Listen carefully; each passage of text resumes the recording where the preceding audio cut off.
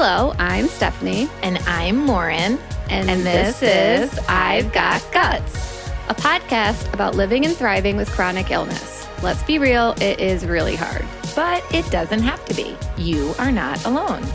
With this podcast, we want to create a community and a space to be able to talk about the tough stuff And laugh along the way.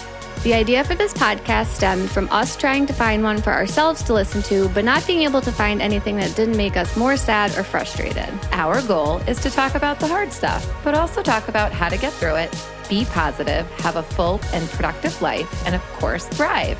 But before we get started, just so we are clear, we are not medical professionals. We are just here sharing our personal experiences. Hi, everyone.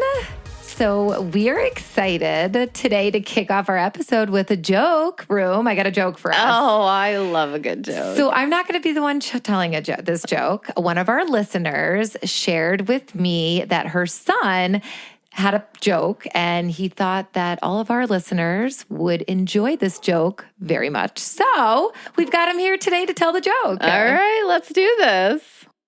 Wait, don't start yet. Oh. Okay, you're live. Have you heard about the new movie Constipation? I haven't. It hasn't come out yet. It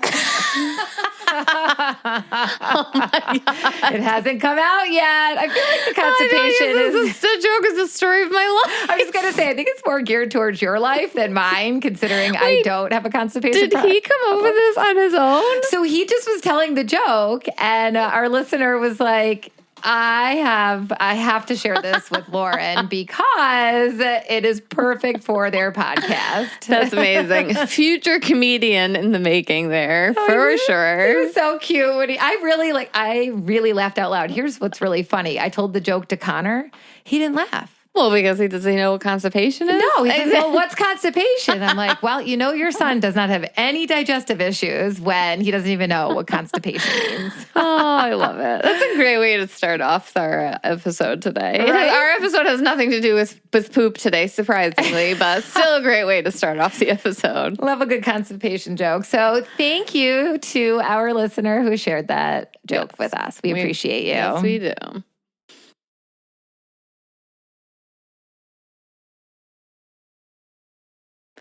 Okay, so I'd like to start our Thorns and Roses off with a little quote. Just so if anyone who's tuning in that didn't start off at the beginning, it's just kind of a reminder of why we do Thorns and Roses. Ooh, okay. Let's hear that quote. And I actually got this from another teacher at my school this week who happened to have her well-being part of our faculty meeting be like thorns and roses related. And she said, if you are too busy focusing on the thorns, you'll miss the beauty of the rose. I love that. And that's why we do this, because we want you guys to know that yes, there are hard things every week, but there are also really beautiful things every week. Yes.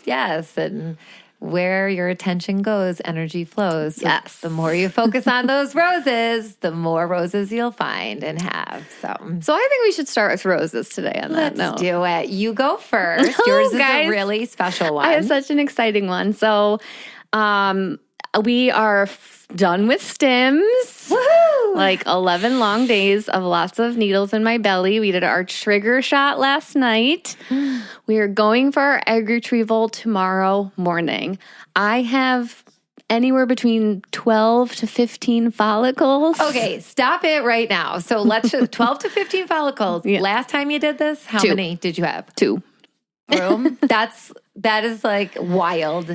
Yes, and even more exciting, I talked to the doctor and he was so impressed with overall changes in my body, my blood work, that as long as my numbers stay low, I might qualify for a fresh transfer this week. Get out of town. This is amazing. You weren't even like a candidate for that last time, right? I would have never been a candidate for it any time I've gone through any kind of like blood work, check-ins. My uterus hasn't been ready for it. My blood work hasn't been ready for it. Everything is perfect. And this just goes to show that, yes, I made a lot of lifestyle changes. I changed my diet completely.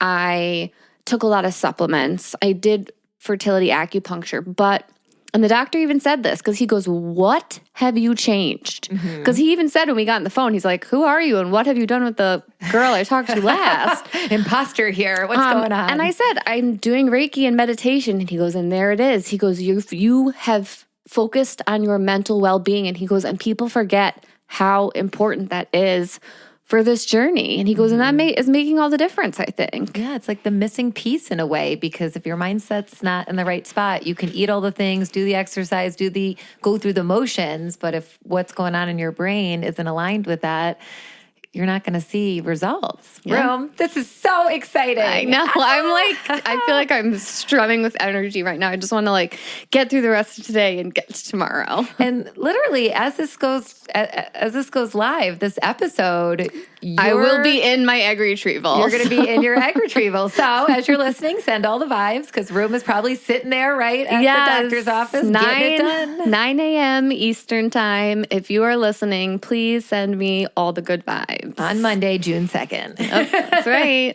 Yay. Well, I'm so excited for your What's your rose? Okay, so my rose involves you. Ooh, I love that. And our activity that we did last week. So we went to a restaurant down on Park Avenue. And it was a restaurant that I've tried to go to before, but I never did. It just didn't end up working out. And it's called The Classic. Yes. Just The Classic, right? And they are so incredibly gluten-free friendly. But the whole menu. Not only gluten-free friendly, like celiac safe. Yeah. So I do my normal spiel. I think he was the owner. The owner. He came over 17 times to check on us. He did. And he kept saying, you're safe here. Yep. We've got you. Yep. There was GFs all over the menu. They have the only fryer they have is a gluten-free fryer. So whether you're asking for gluten-free or not, doesn't matter. Everything they fry is gluten-free. He said when people come here, the meal they're getting is gluten-free regardless of if they want it to be or not. Tricked ya. You thought you were getting gluten, you're not when you go there. You would have never known. You would have never known. It was delicious. It was so hard for me to narrow down my choice. And I went, too. Yeah, right?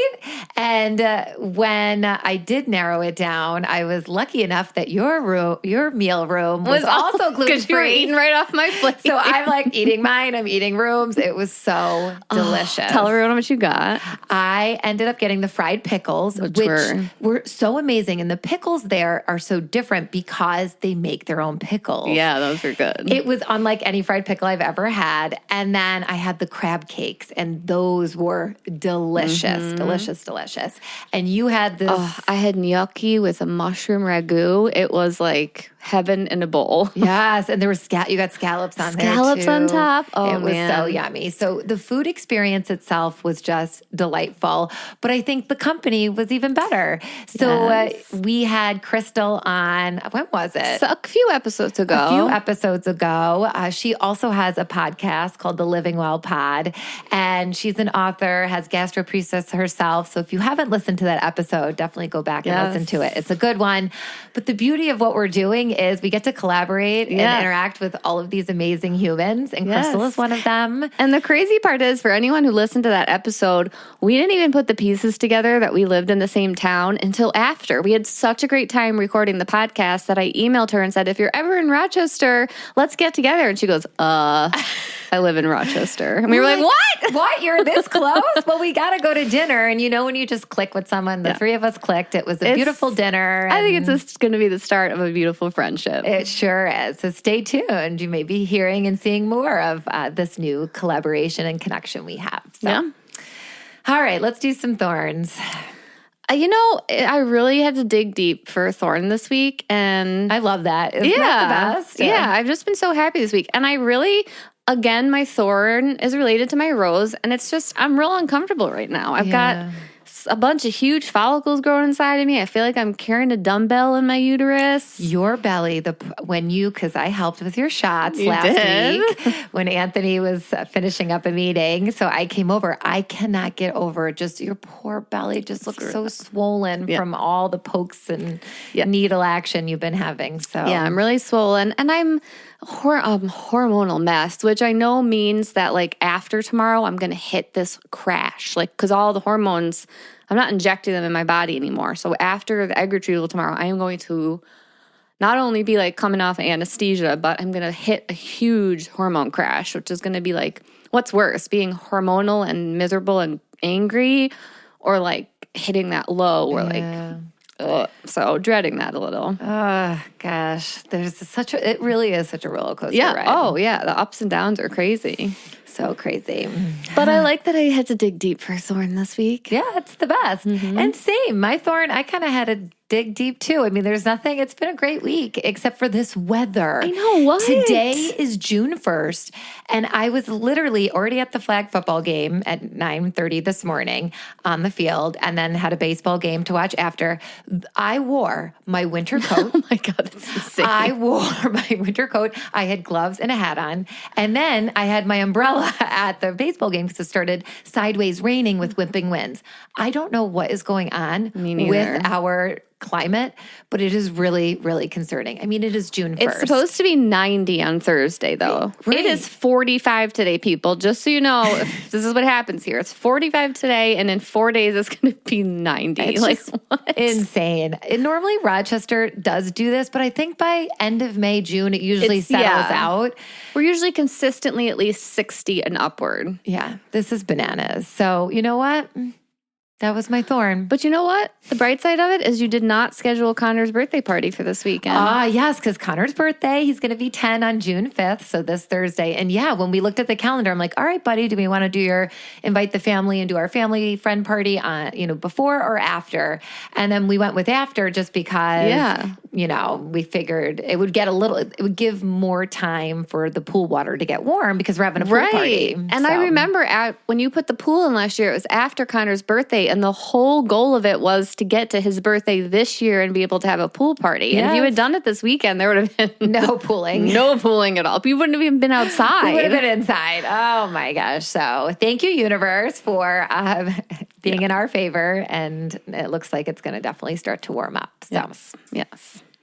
All right. So we ready to get into our episode today? Yeah, let's do it. All right. What are we talking about? So we're going to talk about the thyroid and the comeback it has made in my life and the appearance of it in my life. Yeah. So I'm going to kick it off. So all of you know, if you've been following and listening, that I have not been feeling well since January. And I had an iron infusion. I've been given vitamin D pills, folic acid prescriptions, B12 shots. So I really, at this point, it is May. You should now. Be feeling like Captain America. Yeah, and I know, right? But I did start to feel better initially after I got the iron infusion. I'm not as bad as I was back in January, but I just still was not feeling good. And honestly, I was getting ready to go for my blood work. I really thought I was going to need another iron infusion. I thought so too, for sure. For sure. So but right before I had to go get my repeat blood work, I started to notice a shift with my sleeping, which is so bizarre. I am usually a night owl and I do not require a ton of sleep to function. But no matter how much sleep I seemed to get, I continued waking up feeling so tired, like an exhaustion that I can't even put into words. Here's the funny part. I was just constantly yawning. I probably yawned 52 times a day. Yeah. And my mom kept pointing it out. She's like, "You are always yawning, Missy." Am I boring you? I'm like, "Mom, you're not boring me at all. I am just so tired. I could not stop yawning." It was ridiculous. I didn't even notice because I was also yawning. So. Just yawning, two yawners over here, just yawning together. So I was obviously just feeling tired. And then this is the worst part. I started to not be able to sleep through the night. So I would fall asleep okay, but then I would wake up at 2 or 3 or 4 in the morning and not be able to get back to sleep. It was awful. You know that. We've all been there. You're just laying there, you're watching the clock go by, and it's like, okay, I'm not going to pick up my phone. Maybe I'll read a book. No, maybe I'll meditate. Maybe I'll listen to something like a sleep story. Nothing was working. Nothing was working. And for so many days of that happening, I was just feeling even more tired.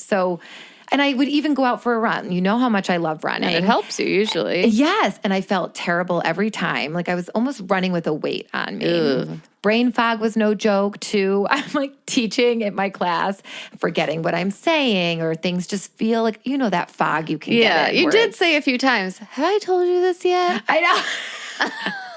Am I repeating myself? Please stop me if I am. I just feel like I've been living in this thick fog. So it was time for my repeat blood work, and I was convinced it was low iron, and I was wrong. You were very wrong. I was so wrong, and this wasn't even on my radar. Nope. You know, sometimes we're like, oh, it could be this or it could be that. Wasn't even on my radar. So my blood work, when compared to the blood work I had done in February, showed that my thyroid hormone levels indicated an underactive thyroid. And I was so shocked. I'm like, what? My thyroid? And my next thought was, is this Hashimoto's again? And what were your levels? Okay, my levels were like 10. I want to just reference your level because when I talk about my story, I'm going to be talking a lot about specific numbers. Yours was 10. Yes.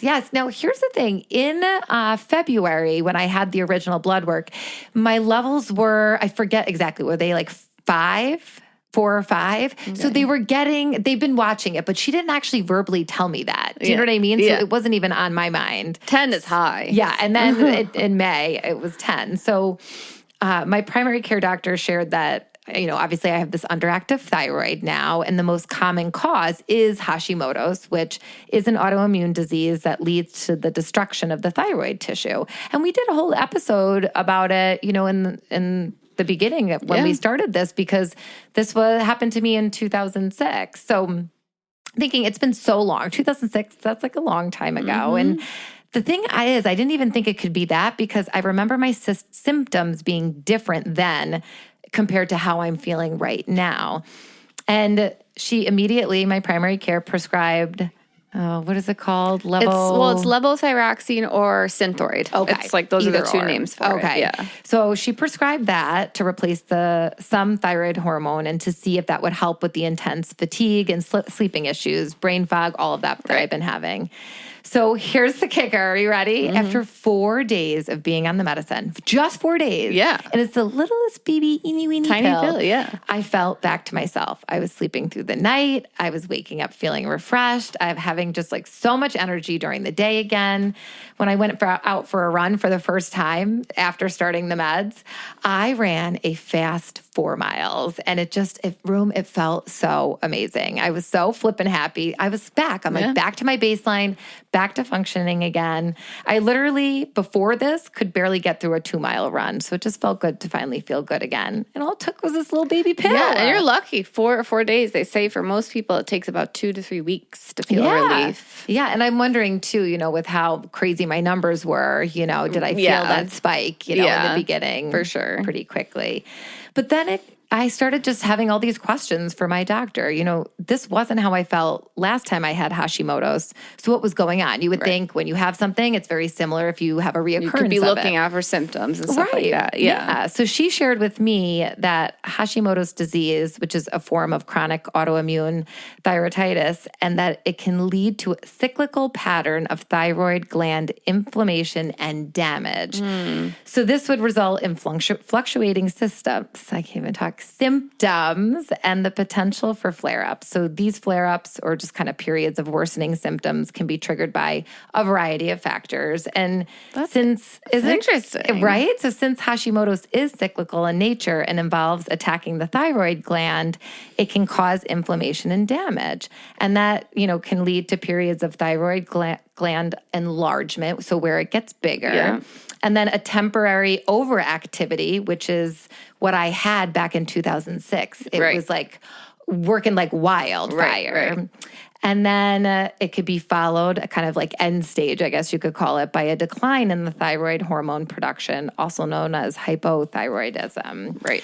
So back in 2006, I had an overactive thyroid when my heart was always racing, and I would end up getting these insane panic attacks from it. So that's why I really didn't think it was my thyroid, since my symptoms were so different. You didn't have any panic attacks. Right. It was so bizarre. So my doctor shared that a flare-up of Hashimoto's is a period of just those increased symptoms due to stress, obviously, on the immune system. And these flare-ups can manifest as worsening or existing symptoms, or just the emergence of new ones. And I was for sure having some new symptoms that I haven't felt before. So then I'm like, okay, well, what was the trigger for me? What triggered this? what's going on. And, one can only assume at this point. There could be a variety of things to trigger it. Yeah. So nutritional factors play a role, just like deficiencies in essential nutrients or dietary imbalances. And, being a celiac, I don't absorb nutrients like a normal human. And, that's why I do the B12 shots, the iron infusion, and the prescription strength meds of vitamin D and folic acid. So there's that piece. But stress, of course, can always play a role. And you're just talking about how busy your life is. You're like, go, go, go. I don't have time to put my butt on the couch. Yes, yeah. I mean, just last week I was talking about how I was celebrating, baseball not happening because we've just been so crazy.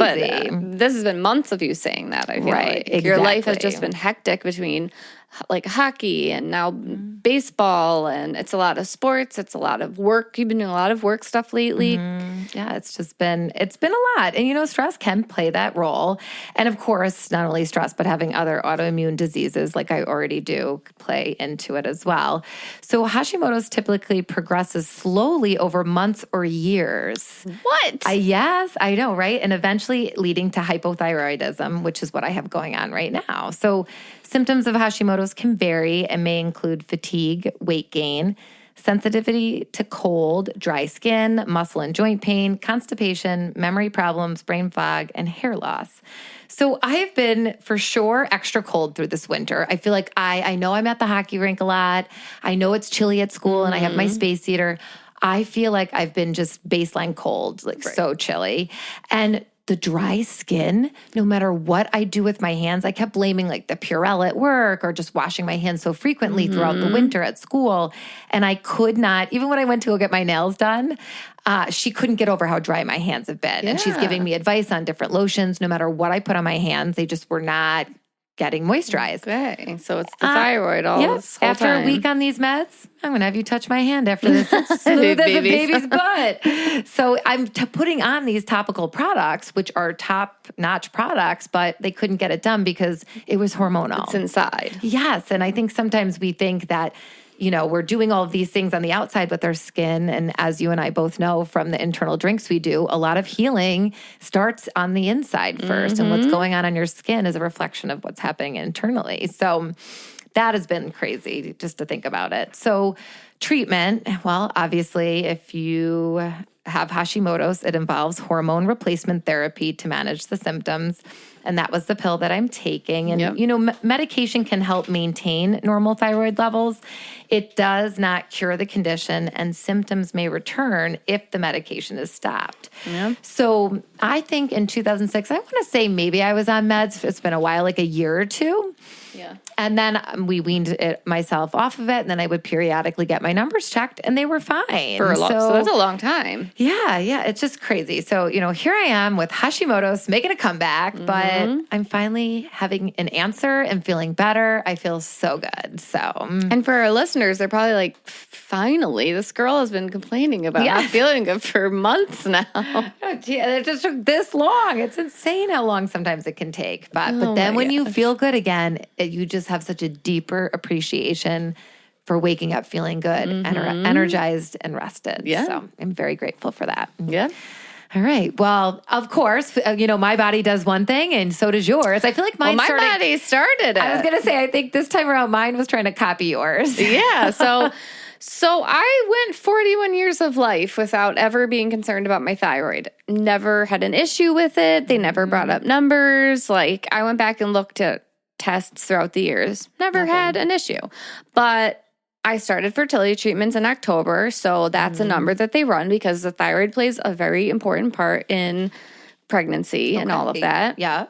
So they ran a whole panel of blood tests. But my thyroid, my TSH, my thyroid stimulating hormone came back at 2.62 this was back in October. Okay. And that's considered normal for most adults. Normal range is like 1.0 to 2.5. So when you're saying 10, so reference for people, normal is 1 to 2.5. I'm just over here vibrating at a 10. Yeah. No wonder I couldn't get out of bed. It's crazy. But if you're trying to conceive, many reproductive endocrinologists prefer to keep TSH under 2.5. Okay. So that to optimize the chances of implantation and early pregnancy success.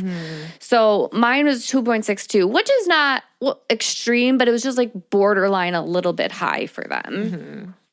So they did end up putting me on medicine, and they did that because like it was slightly elevated.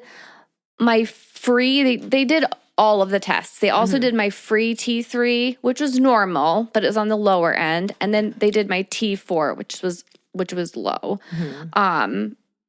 So all of these things together. So like my slightly elevated TSH, which is not great for fertility. My free T3 was within range, but on the lower end, which can contribute to symptoms like fatigue or low metabolism. And my total T4 is low, which confirms underactive thyroid function.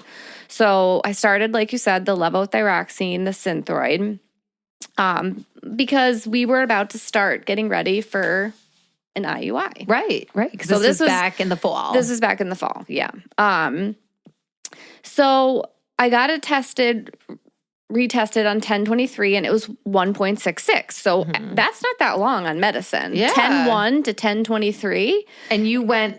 I went from a 2.6 to a 1.6. Okay, so that's it dropped great. a whole, yeah. So that was pretty good. So This medicine works so fast. yeah, and I just kept taking the medicine. Everything's fine. At this point, like I couldn't start anything because that first result was elevated. So we had to wait a whole cycle, retest. I retested at that 1.66. That was great, but I had a cyst, so I couldn't proceed with that cycle. So I got tested again on November 19th, and I was at a 6.05. So you literally went from in October to being a 1.66. Yes. And then almost like barely a month later, you're at 6.05. Mind Why? you, I'm on the medicine. Yeah. So we don't know. Like it wasn't because of a missed dose because I set an alarm and I took the medicine at the same time every day. It wasn't because I took it too close to other vitamins or food. Okay. Could it have been stress? Right, possibly. We know the role it can play. Could it have been IVF medication interactions? Or is it Hashimoto's? Dun, dun, dun. Like, there's just, I so feel many like subjective things it could be with not a concrete answer. Yeah. And it was, like I said, super concerning at this point in my journey because we're about to do our first IUI. And with a level like that, it can affect egg quality, endometrial receptivity, embryo implantation, pregnancy maintenance. So, like I said, you want that TSH between 1 to 2.5.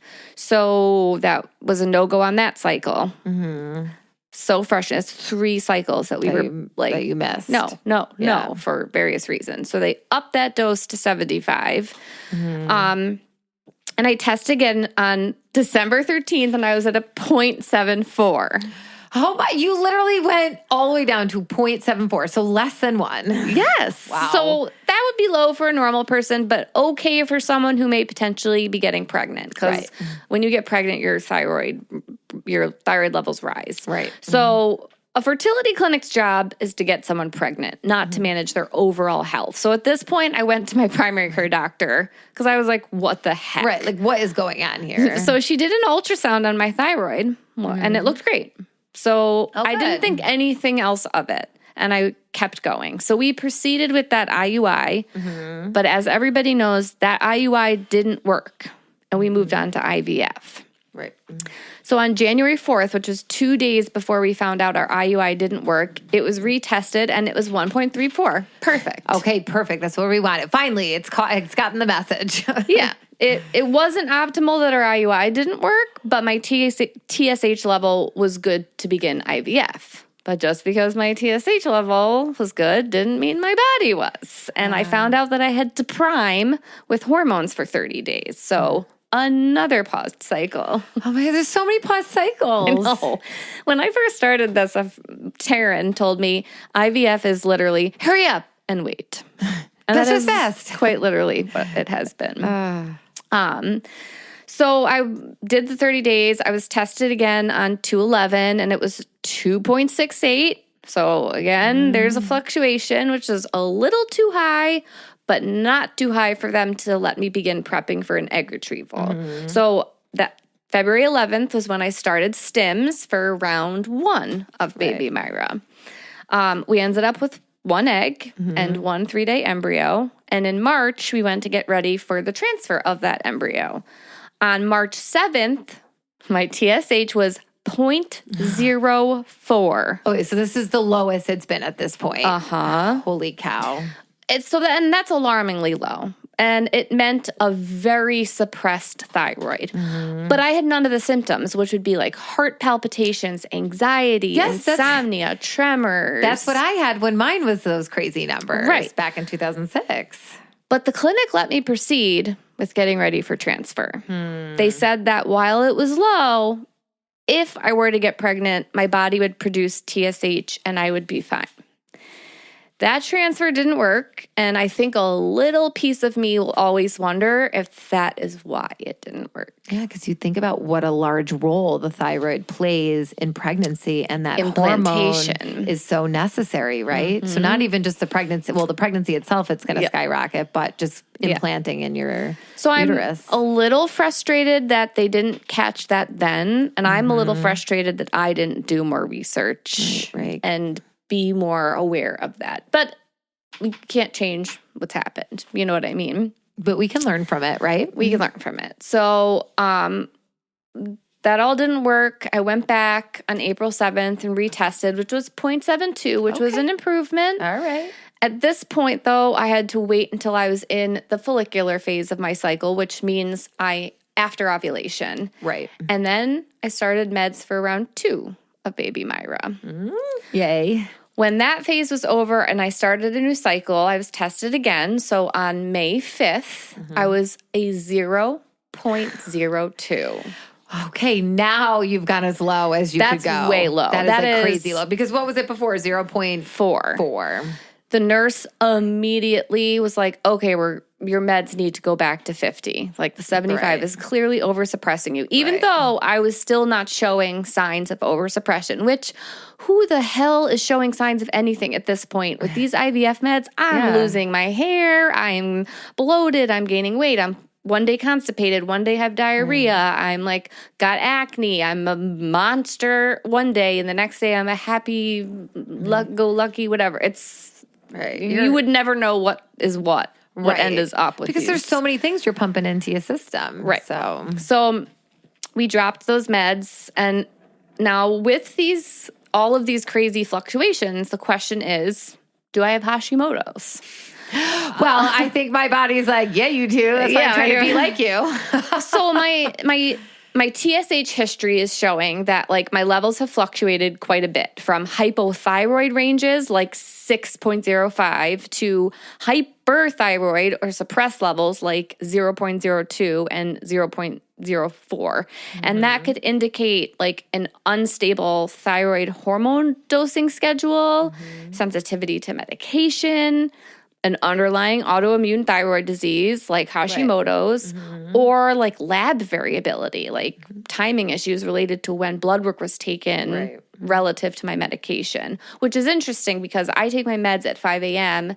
and typically my blood work is around 7:30 a.m. So is that too... Right, close, yeah. So to diagnose Hashimoto's, you need 2 specific labs. You need anti-TPO antibodies and anti-thyroglobulin antibodies. And no doctor has ever bothered to run these tests. Now, I just ran you through the fluctuations I've gone through. Yeah. And I'm surprised that the doctor didn't just do this when she did the ultrasound. Right, because she's literally doing an ultrasound of your thyroid. So... But I think that just goes to show the level of care we're dealing with in this country. Like, no one is thorough. I had to do my own research to even figure out that this is what is necessary to diagnose Hashimoto's. It's, yes, you need the ultrasound, but these 2 blood tests are coexist with that. It's the three things together that diagnose Hashimoto. So I don't know if I have Hashimoto. Because you didn't have, I didn't have any of that now because I had all that done back in 2006. So we know I have it based on that. Right. But otherwise, you don't know. Yes. I wonder too if maybe they're not because of all the fertility drugs you've got in you. And could that be skewing Could it maybe? be skewing it? I don't know. But you're right. It doesn't make sense. But even fine, if it could possibly be Hashimoto's, how about a conversation being like, it could be. Right. This is why we are or we are not running this blood work.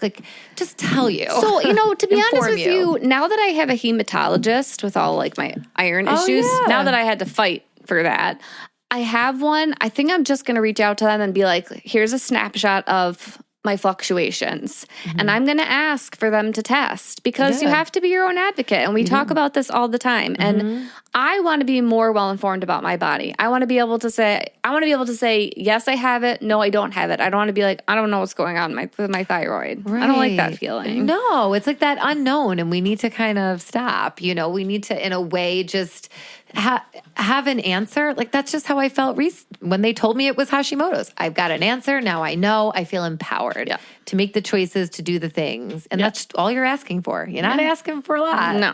That's for sure. Yeah. So stay tuned for results because I am going to follow through with this. Yes. Dun, dun, dun. Dun, dun, dun. We're leaving you on a cliffhanger. Also on a note, this is not a cliffhanger, but we just want to say thank you because, Room, do you know what it is right now? What is it? Episode 30. I cannot believe we are on episode 30 or recording episode 30. I would have brought over some Prosecco. Oh, we should have done for myself and Anthony to enjoy. Sorry, Room. I could go for some sparkling grape juice. I was going to say, I could pick you up with some sparkling grape juice. We just want to say thank you to everyone who's been there from episode 1. If you haven't been there from episode 1 and you're just tuning in now, we appreciate all of our listeners so much. We wouldn't be at episode 30 without you guys. Yes, and it just brings us so much joy to come on here and to share our stories and highlight other stories and just uplift the chronic illness community. Yeah.